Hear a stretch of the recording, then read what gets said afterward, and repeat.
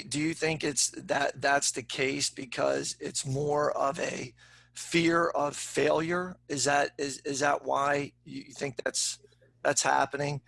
Obviously there are thousands and thousands of people out there who stutter that don't believe that they can be cured or are afraid to try. And I guess my question to the group would be, like your friend, I guess they're thinking that they're too afraid to try because they think they're going to fail. Is that? Taz, let me comment on that, because I've faced it with my 5,000 friends on Facebook. Okay. With the 1,000 people or so who emailed me, and the hundreds that have communicated with me and never accepted offers of free coaching. I think the answers are, as Ken suggested, it's a fear of failure. It's also laziness. And it's also, people are creatures of habit, and including bad habits. And I don't care what your habit is, you can learn to live with all manner of difficulties if once you become accustomed to it. And one of the biggest examples of this that I know was Senhua Johnson's son, who I'm always inviting to come here. He's from Shanghai, and he is an incredible success story. He's the one who spent $30,000 on therapists and was stuttering terribly and making horrible grimaces. And he's never had a girlfriend in his life. He was in his 30s. And he told me the story about how when he was in New York going to graduate school, getting a master's in electrical engineering. He's now back in Shanghai. But when he was in New York, he was in this group.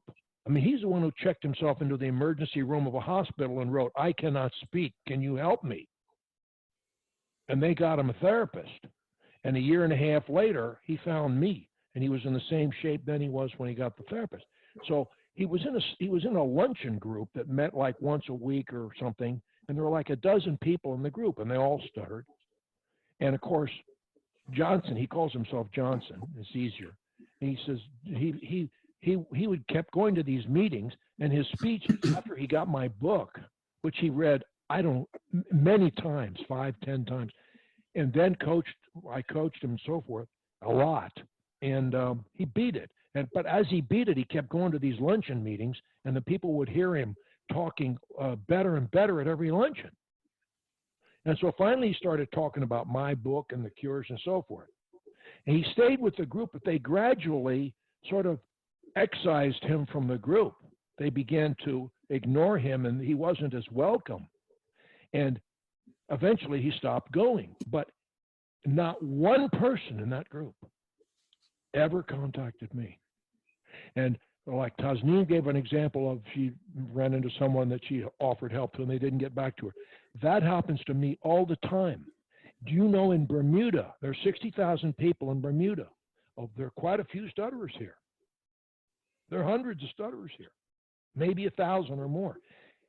Only one has ever come to me, and many have been referred to me. And the one guy was physically brought here by his uncle, physically brought here. And he was like 19. We got along great. He had a fabulous session. He came in stuttering on every word. During the session, he spoke totally fluently. His uncle sat here with his mouth aghast, like because he couldn't believe he never heard the kid talk like that. I never heard from the kid again. Kid, he's 19 or something. I never heard from him again. So I can't explain this, but this, it may be that it's a long pull to get the word out to people who haven't yet accepted it as their fate and who are still willing to try on the chance that they can beat it. God, remember this, and most of Stuart told me this. Stuart's one of the people who told me this. When he went to the therapist, the first thing he learned when he was like 10 years old was, stuttering is incurable, and don't you forget it. Yeah. And that's what the therapists preach. So it's a lot to overcome. Fear, too much fear, yeah. Right. It's also, if I can comment, it's also a little bit of a Stockholm syndrome where it's horrible, but you're comfortable with it. So like Like it's the enemy and it's always a threat, but you're used to it, so you kind of like it there. Mm-hmm. It's like a constant in your life.